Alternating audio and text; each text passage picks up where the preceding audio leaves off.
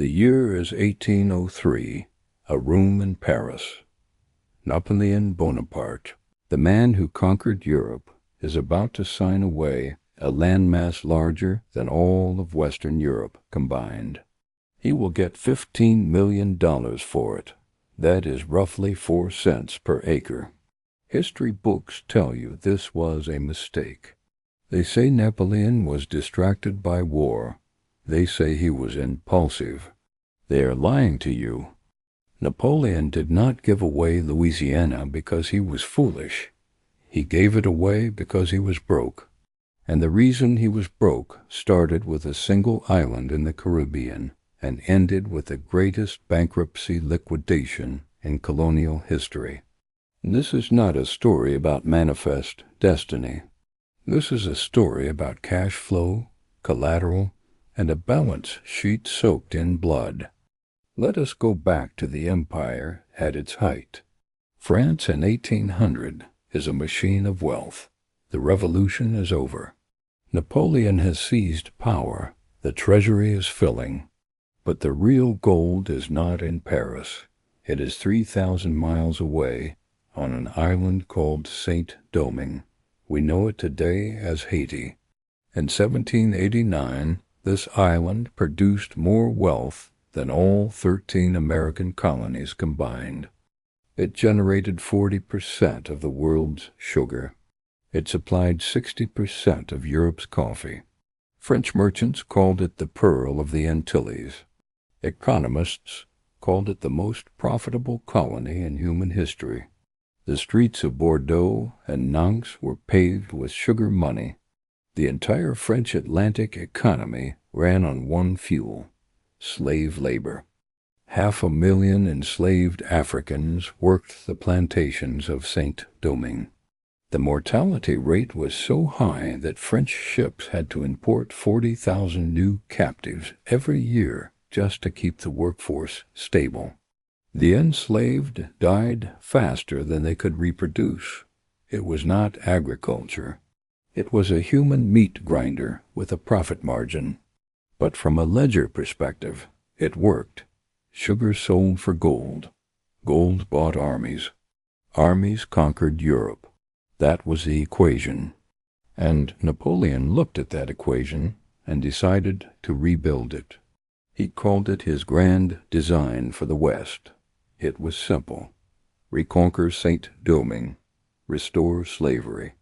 Use the sugar profits to finance the conquest of Europe. Then flood the Mississippi Valley with grain to feed the slaves who made the sugar. Louisiana was never meant to be a settlement. It was a supply depot, a breadbasket for the death camps of the Caribbean. In 1800, Napoleon made a secret deal with Spain. Spain controlled Louisiana. They were weak. They were terrified of Napoleon. So they agreed to give Louisiana back to France in exchange for a kingdom in Italy for the Spanish prince. It was a backroom deal, a swap of thrones and territories. Napoleon did not announce it because he did not want to alarm the British or the Americans. He needed time to execute the plan, and the first step was Saint-Domingue. If he could not hold the sugar island, the entire Western strategy collapsed. So in 1801, Napoleon sent an army, 20,000 men, the finest veterans of the Italian and Egyptian campaigns. Their commander was General Charles Leclerc, Napoleon's brother-in-law. The orders were secret but clear. Deceive the black generals. Promise them peace. Then arrest them. Disarm the population. And when they are defenseless, restore slavery. It was a plan of methodical betrayal. The army arrived in February 1802. At first it looked like victory. The French had cannons. They had discipline. They captured the coastal cities. Toussaint Louverture, the black general who ruled the island, could not match them in open battle. So he retreated into the mountains. He burned the plantations. He poisoned the wells. He told his officers to wait for the rains. He said the mosquitoes would be their soldiers. General Leclerc did not believe him. Leclerc was arrogant. He wrote letters to Napoleon, boasting that the rebellion would be crushed within weeks. He tricked Toussaint into a meeting. He arrested him. He shipped him to France, where Toussaint died in a freezing prison cell in the Jura Mountains. With Toussaint gone, Leclerc thought the war was over. He was wrong. News arrived from Guadeloupe. The French had restored slavery there. The black population of Saint-Domingue realized they were next. They rose again. This time it was total war. The slogan was independence or death. And then the rains came. Yellow fever swept through the French camps like fire through dry grass. It started with a headache, then the skin turned yellow. Then came the black vomit. Within days, strong men were corpses. The hospitals overflowed. The dead piled in the streets. There were not enough living soldiers to bury them. Leclerc watched his army dissolve. He wrote desperate letters begging for reinforcements. He said he had no army left, only a hospital. By November 1802, Leclerc himself was dead. Of the 20,000 men Napoleon sent, fewer than 3,000 survived. Napoleon sent another 20,000. They died just as fast. By the end of 1803, 50,000 French soldiers and administrators were dead. The Western Empire was a graveyard, and the financial reality was brutal. Without Saint-Domingue, there was no sugar revenue. Without sugar revenue, there was no reason to hold Louisiana. Louisiana generated zero tax income. It was populated by a few thousand French settlers and tens of thousands of Native Americans who owed France nothing. To garrison Louisiana, Napoleon would need to send thousands more troops across the Atlantic. But his troops were dead or dying in the Caribbean. And worse, war with Britain was coming again. The Peace of Amiens was collapsing. Napoleon knew that the moment Britain declared war, the Royal Navy would blockade every French port. Britain controlled the seas. Louisiana was indefensible. Napoleon sat in his office and did the math. If he kept Louisiana, the British would take it. They would seize New Orleans. They would march south from Canada. France had no way to protect the territory. He would lose it for free, or he could sell it to the Americans. If he sold it, he would get cash. Cash he could use to build invasion barges. Cash he could use to attack England. And more importantly, he would create a strategic rival to Britain. Napoleon believed that a powerful United States would eventually challenge British dominance. He said he was giving England a maritime rival that would humble her pride. It was not generosity, it was spite, and it was survival. But the Americans had no idea any of this was happening. For them, Louisiana was not about land, it was about water. The Mississippi River was the economic artery of the Western Territories. Farmers in Ohio and Kentucky floated their grain and whiskey down the river to New Orleans. From there, it shipped to Europe. Spain had allowed the Americans to use the port tax-free under a treaty called the Right of Deposit. But in 1802, the Spanish governor suddenly revoked that right. The river was closed. Panic spread through the American West. Farmers talked about seizing New Orleans by force. President Thomas Jefferson hated war, but he knew this was an existential threat. He wrote that there is one spot on the globe whose possessor is our natural enemy. That spot is New Orleans. Jefferson was terrified of having Napoleon as a neighbor. Spain was weak. The Americans could push Spain around. But France was a predator. If French troops landed in New Orleans, they could choke the American economy. Jefferson feared he would be forced to ally with Britain, the nation he had spent his life fighting. So he sent James Monroe to Paris. Monroe's orders were simple. Offer Napoleon up to $10 million for the city of New Orleans. Not the territory, just the city, just the port. That was all Jefferson wanted. Monroe sailed across the Atlantic slowly. He had no idea that Napoleon's empire in the Caribbean had collapsed. He had no idea that Napoleon had already decided to sell everything. Monroe arrived in Paris in April 1803. He met with Robert Livingston, the American ambassador. Livingston had been trying for months to get a meeting with Talleyrand, the French foreign minister. Talleyrand was slippery. He had served the king, the Revolution, and now Napoleon.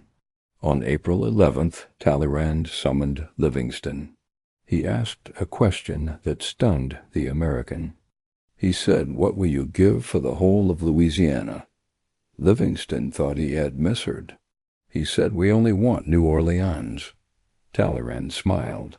He said, "Think about the whole thing. Napoleon wants to sell everything." Livingston went home in shock.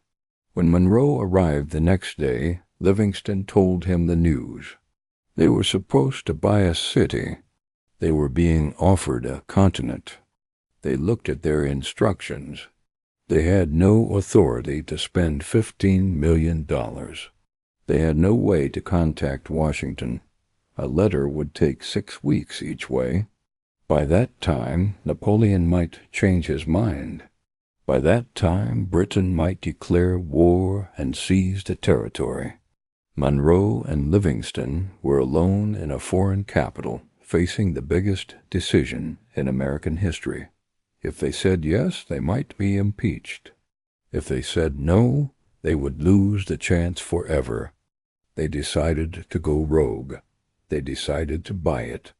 The negotiation was not about borders because nobody knew what the borders were.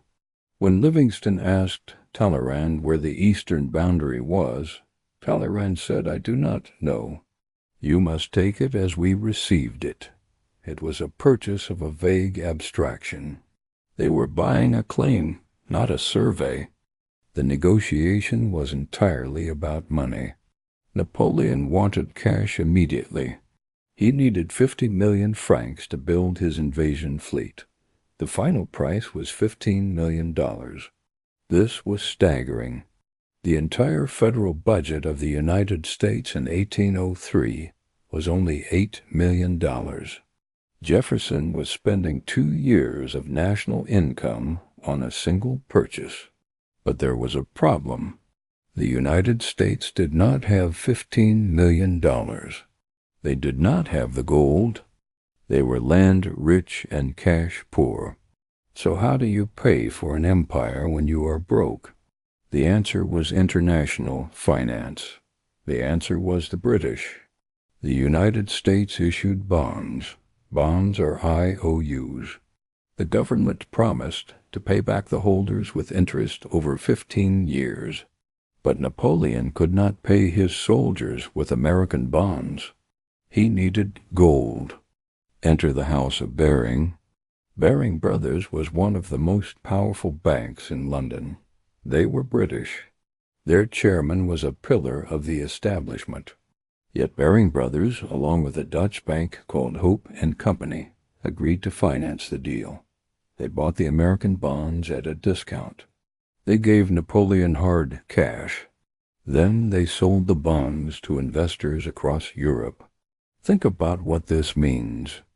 British bankers raised money from British citizens to give to Napoleon so he could build an army to invade Britain. It sounds like treason, but to the bankers it was just business. They reasoned that if they did not do it, someone else would. They reasoned that America was a good credit risk, and they reasoned that Napoleon would waste the money anyway. The gold flowed from London to Paris. The treaty was signed on April 30th, 1803. Robert Livingston stood and said, "We have lived long, but this is the noblest work of our lives." From this day, the United States takes its place among the powers of the first rank. But back in Washington, Jefferson was panicking. Jefferson believed the president could only do what the Constitution explicitly allowed. He had spent his career fighting against expansive federal power. Now he looked at the Constitution and could not find a single sentence that authorized buying foreign territory. He was becoming the tyrant he despised. He drafted a constitutional amendment to legalize the purchase. But his advisers told him there was no time. Napoleon might change his mind. "Swallow your principles and sign." Jefferson agonized. But in the end he was a pragmatist. He signed. The transfer was bizarre political theater. Spain still officially governed Louisiana. So before France could give it to America, Spain had to give it to France. On November 30th, 1803, in New Orleans, the Spanish flag came down. The French tricolor went up. France ruled Louisiana for exactly 20 days. Then on December 20th, the American flag was raised. The weather was cold and rainy. The crowd was mostly French and Spanish settlers. They stood in silence. They were not cheering. They had gone to sleep Spanish, woken up French, and gone to bed American. Their nationality had been changed by men 3,000 miles away who had never seen their land. They had not been consulted. In St. Louis, the transfer happened 3 months later. It was called the Day of Three Flags. The French settlers cheered when they saw their own flag again. They sang the Marseillaise. They danced all night. Then the American flag went up. The cheering stopped. The real victims were the Native Americans. The treaty promised to respect the rights of inhabitants. But the Americans did not consider the Sioux, the Cheyenne, the Osage, or the Comanche to be inhabitants. They considered them obstacles. To the native nations, the idea that Napoleon could sell their land to Jefferson was absurd. They had never heard of Napoleon. They had never seen a Frenchman. They were the masters of the plains. But the Louisiana Purchase changed the legal framework. Before 1803, the United States had to treat these nations as foreign powers outside its borders. After 1803, the United States considered them subjects inside American territory. It gave Jefferson legal cover to begin the policy of removal. The Trail of Tears was made possible because there was a destination. That destination was Louisiana. The purchase also planted the seeds of civil war. As long as America was confined to the East, the balance between slave states and free states could be managed. But with this vast new territory, a question arose every time a new state formed. Would it be slave or free? This question plagued America for 60 years. The Missouri Compromise, the Kansas-Nebraska Act, the Dred Scott decision, all were consequences of the Louisiana Purchase. The land bought to secure the Union eventually tore it apart. And what of Napoleon? What did he do with his $15 million? He spent it. He built his barges. He gathered his grand army on the French coast. He prepared to invade England. But he never did. At the Battle of Trafalgar in 1805, Lord Nelson destroyed the French fleet. The dream died. Napoleon turned east and marched across Europe. He won brilliant victories. He created a continental empire. It lasted a decade before collapsing in the snows of Russia. The 15 million bought him a few years of war, but it cost France superpower status. If France had kept Louisiana, history would look different. North America might have been divided between English and French empires. The United States might have remained a regional power, hemmed in by rivals. By selling Louisiana, Napoleon removed the last barrier to American expansion. He created the giant that would return to Europe in 1917 and 1944 to save France from Germany. Today, if you walk through the French Quarter of New Orleans, you see ghosts, Spanish architecture, French street names, food that mixes African, native, and European ingredients. It is a city that remembers it was a pawn in a global chess game. But the most important monument is the map itself, the shape of the nation, the fact that a country of 13 Atlantic colonies now spans a continent. This reality was not destiny or providence. It was forged by yellow fever in the swamps of Haiti and by Toussaint Louverture and former slaves who shattered French power. We are taught that history is shaped by great men: Jefferson, the visionary, Napoleon, the genius. But the Louisiana Purchase tells another story. History is chaotic, driven by unintended consequences. Jefferson wanted a city, not a continent. Napoleon did not want to sell. Disease and defeat forced his hand. America lacked the money and borrowed it from France's enemy. It was a fire sale, the liquidation of a failed empire. France went bankrupt. The United States bought the ruins for pennies. The irony is sharp and unforgiving. Enslaved people in Haiti rose up for their freedom and shattered Napoleon's imperial dream. Yet their victory in the Caribbean triggered the expansion of slavery across the Mississippi Valley. History rarely offers clean victories, only tangled legacies. So when you look at a map of the American West, you are not seeing destiny fulfilled. You are seeing the debris of a French collapse. You are looking at the aftermath of a disastrous decision made in Paris, the echo of mosquitoes in Saint-Domingue, the quiet force of disease and debt. The Louisiana Purchase was not brilliant diplomacy. It was the greatest stroke of luck any nation has ever received, a bargain born from chaos. In 1803, France was broke. The empire's ledger bled red. War had drained the treasury, and the empire itself was foreclosed. America didn't conquer land, it bought the wreckage at auction. For 20 years, American taxpayers paid European banks that had funded Napoleon's wars. Farmers in the New World were settling the debts of armies that tried to dominate the Old.